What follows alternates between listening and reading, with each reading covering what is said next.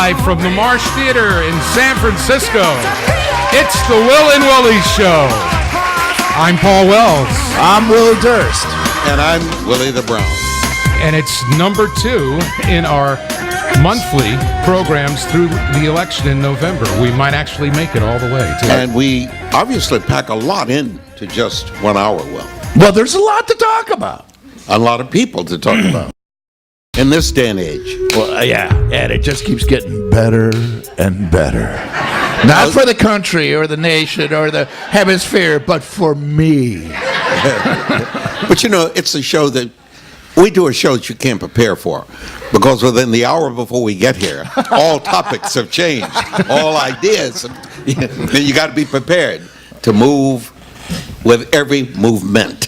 Yeah, we're like football players, you know. You get a juke. Yeah. What happened today? What's that last word? Juke. J-U-K-E. Yeah. Yeah, I know what you're thinking. Yeah. Let's see. Last week, he mentioned, and of course we all know who I'm talking about when I say he mentioned something about responding to Hillary with a Second Amendment sort of... Second Amendment people will take care matter. of her. Yeah, Second Amendment matter. As we used to say in New Jersey, give him a ride. Yeah, you don't need to take your coat. You won't be needing it. Thursday, he said something that Obama was the founder of ISIS. And then, what did he have this weekend? There was something this weekend. It just keeps going and going. He's amazing in that he says whatever comes to his mind at the moment. And it is a mind that obviously has no foundation on the fact side. No. He's just absolutely a fictional utterer, period. And he carries on, and he does it in a way, however, that makes him, in my opinion, Will, really dangerous. Because I think that his followers are looking exactly for that food. It's almost like he's the squire of whole food to a group of starving maniacs. And he... Well, the emphasis on the noun, yeah. Not so much the starving, but definitely the maniacs. And he gets away with it full time. And the public, I wish the media would just stop allowing his tweets to be broadcast, allowing his tweets to be read. He relies upon the press every morning reporting and reading the tweet that he has come up with at that moment, and then to have all of us react to it. So it keeps him at the top above the fold. And nobody ever figured this out during the Republican primary process. Nobody tried to challenge him by out-tweeting him, or nobody ever called him by one of his little nicknames. You know, you had Little Marco and Lion Ted and Crooked Hill, and nobody ever responded in kind, because they always thought, oh, that'll take you into the same level as him. But with his people, and you're right, he's fact resistant. I mean, he's like, no, and he changes his position. It's easy to agree with him because he takes every single position. Sometimes in the same interview. He's totally and completely amazing. When you refer to the 16 misfits that were part of the primary campaign, they were perplexed. I actually bumped into one and said, you won't call him Crazy Trump? I mean, if you want to label him, people, and that would stick, because he confirms the insanity. Crazy Donald. That's right. No, call him Crazy Trump. Crazy Trump. That's better. Crazy because he's so branded to right. Trump. Yeah. So Crazy Trump, and there's no question who you're talking about. Crazy Donald, you could be talking about my cousin. Yeah, but Crooked Hillary too. Yeah. Yeah, crazy. Nobody, and he is. That was the best part of the Democratic Convention. Two best parts, I thought. One, where Mr. Khan held up the Constitution and said, have you not read this? You can borrow mine. I thought that was, and the Democrats had such a great convention. But also, when Joe Biden used the word malarkey. That was, I mean, come on. That was the third. Yeah. There was, When Bloomberg said, she's not insane. You have to vote for Hillary. Why? Because she's not insane. That's what he said. That's exact. This is not hyperbole. He said she's not insane. That's why we have to vote for her. And then Trump figured it out, and he said, "Oh, she's unhinged." So apparently, he's running on the Pee Wee Herman "I know you are, but what am I" ticket. What did you think of the Democrat? Did you watch the Republican convention? oh yeah, I watched them both. Yeah. I watched them both, and I got to tell you that I frankly felt sorry for the Republicans after they witnessed the Democratic convention. Democratic convention was like several Super Bowls locked into one. It was really well orchestrated, well positioned. The coloring was good, the lighting was good, the sound was good. Some of the speeches were good. It was really, quite a show, and it surfaced a whole lot of new people. For an example, nobody knew that Barack Obama's wife would steal Trump's wife's notes. Yeah. Or do I have it mixed up? Yeah. Milli Vanilli. I mean, Melania Trump. And you realize she has disappeared. Yeah. You have not seen or heard of her. Maybe she's been deported. There were those visa questions, weren't there? That came That's up? right. There was a question about whether or not she was in fact legal Yeah. at some point. And of course, Trump would never defend that. That is not part of his deal. No, he doesn't say anything. No, but what troubles me more than anything else, he gets away with it. There's no way Hillary is now, by the odd makers' estimates, 87% sure of being the president. 87%. It's a scary 13%. Yeah, what the hell? Who are they? That's, Yeah. Who are they? That's what troubles me. 19% of America is undecided. What are they waiting for? Really? You can't tell the difference between waiting for Hillary to grow a set of balls? Was that the problem? I think her hands are already bigger than his are.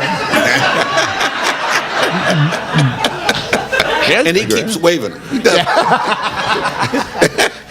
Everything is a wave with him. And then that hair. You know, I really shouldn't discuss hair as I think about it.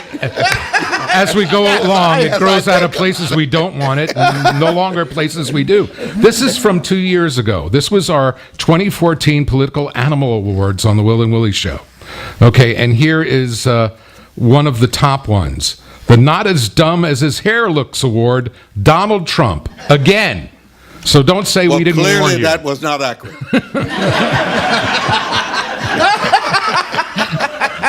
There we go. I knew we could find a punchline in there somewhere. Nice callback.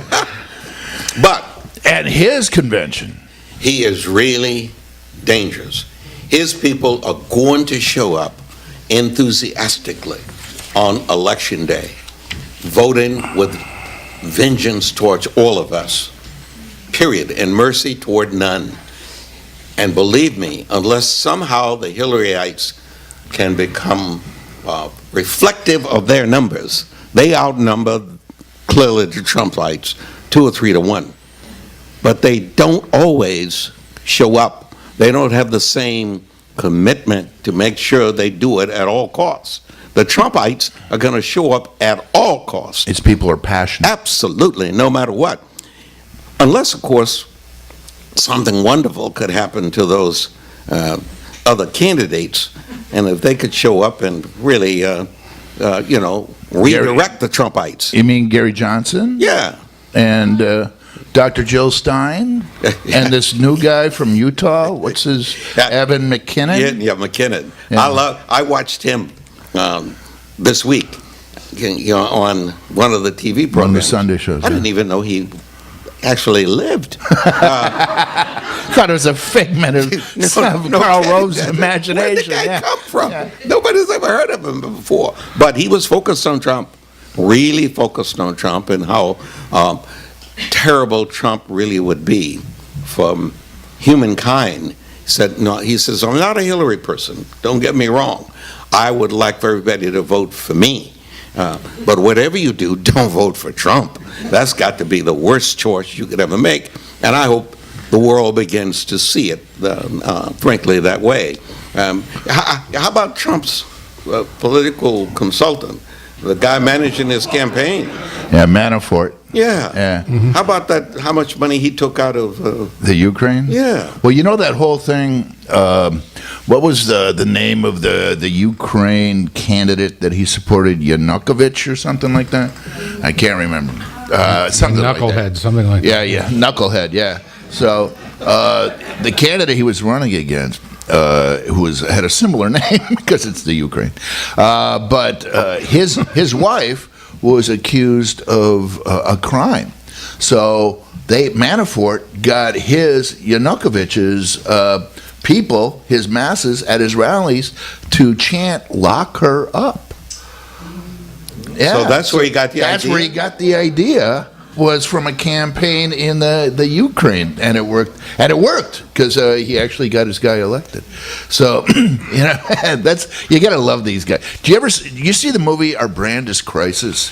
It was about political consultants who are loosely based on Carville and somebody else and Sandra Bullock, and they go down to Bolivia and there's like 8 candidates or 12 candidates, and she picks the guy who's like in 10th, and she's got to take him up, and he goes around the country saying, our country is in crisis. This is dangerous. We are being beat on every. And this was before Trump. They filmed this movie like 3 years ago, and it's an exact blueprint. Creating this false crisis. America, we got to make America great. No, America's, unemployment's under 5%. Dow Jones is at 18,000. Country's not doing that bad. And he created a crisis, and he was able to hook into these people who had their jobs taken away through NAFTA, through all these giant corporations leaving the country. His people, Trump's people, including Trump, who manufactures all this crap, and he does it nowhere in America. Clothing. Yeah, his clothing, his ties, his hats, his shoes, his steaks, his girlfriends. Girlfriend. He's outsourced 2 of his remarriages. I mean, A memo to Donald Trump. When exactly did America stop being great? We didn't get the memo. yeah. Didn't get the memo. Well, Not that everything's great for everybody. and a lot of it is racial, because these people want, but it's also true. I mean, my dad was a machinist in Wisconsin, in Milwaukee. I'm a 3rd-generation factory rat. We all worked at Alice Chalmers. My grandpa, my dad, me, a couple of aunts and uncles. And I only worked there for a couple of summers, but he was able to buy a house. Every summer we'd go up north. There were people who had boats. My dad wasn't into that, but we used their boats. But people had summer homes, and you could do that on one salary. His wife didn't have to work. It was people want that again, and they see all this money. They see the Dow Jones and all the money going to the rich people, and it drives them nuts. And they are reacting by, in fact, voting for change, and they don't really care what the change is. Just since there is change, they think it'll get back to the time that your dad was able to do all of what he was doing. That's gone. On the one side. Oh, no, long since gone. Yeah. Are you kidding me? Not even the 2 salaries can take care of that action. Nowadays, simply because government really hasn't kept up with the needs of people. We have not done that kind of work. We've made it just the opposite. We've made it impossible in most cases for the pace of need to equal the pace of the population. We just don't do that. That's not the way we make decisions as politicians. We should have, because there should not be anything, that stops us from doing what we need to do to make sure that the housing crisis is responded to by a volume of new homes and a volume of new residences. You can't deal with the housing crisis by thinking you can just do rent control or any of those kind of things, and that somehow is going to make a difference. Yeah. You've got to have production as well as all these other wonderful things. But you've got to have production. You absolutely have to have production. And you got to think about how you do that production without advance. despoiling the whole goddamn environment. That's just the way it is. And it's all the rich people are somehow the corporations and the Soroses and the Steyers and the Koch brothers and all those people are able to fund Sheldon Adelson. They're able to fund the politicians, and then the politicians will respond to them because money gets you access. Access gets you influence. It's that simple. And the contributions are tax deductible. And they want to keep the system just as it is because they got their incredibly greater share than your dad or my dad or most of the people in this room by a process that currently exists, and they love it, and they want to control it, period, and they don't want anybody to inspect it. That's right. We're going to stop them, damn it. We're going to stop them right now with this crowd right here at the live studio audience. Here at the bar. Right now on the Will and Willie Show, we're stopping everything. But We got pitchforks at the door. We'll be headed out to Seacliff. well, there seems to be a long-term, short-term memory loss, because this is a quote from Rudy Giuliani, who should know better, since he was there as mayor of New York. He said, there were no terrorist attacks in the U.S. until Obama came along. No, he did not say Did a that. piece of debris hit on his on the head? He didn't mean it. He didn't mean it. It was satire. Yeah, Just kidding. That's sarcasm, yeah. These, we politicians just say whatever. Period. That's just the way it is. And Giuliani is running around now trying to defend Trump, trying to explain Trump. I was in New York last week, and we were doing the same show. He did it 15 minutes before I did it with MSNBC. And he actually defended Trump's comments about the Second Amendment by not responding, by accusing Hillary of all kinds of high crimes and low misdemeanors. And he went through them and how he's a prosecutor and all that kind of stuff. So when he finished, he stepped off. I said, Mr. Mayor, you believe that? He looked at me, are you kidding me? And walked off.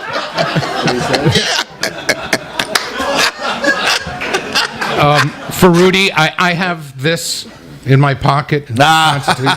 The U.S. Constitution. We also have a break to take, and in our next segment, we'll be joined by a San Francisco political columnist and Joe Fitzgerald Rodriguez, and also in the third segment, we'll set up a microphone and we'll have a Q&A with the audience here at the Marsh Theater in San Francisco. It's the Will and Willie Show. This live studio audience? And we'll be right back. Not quite a studio, but It's a theater. It's still the place that gave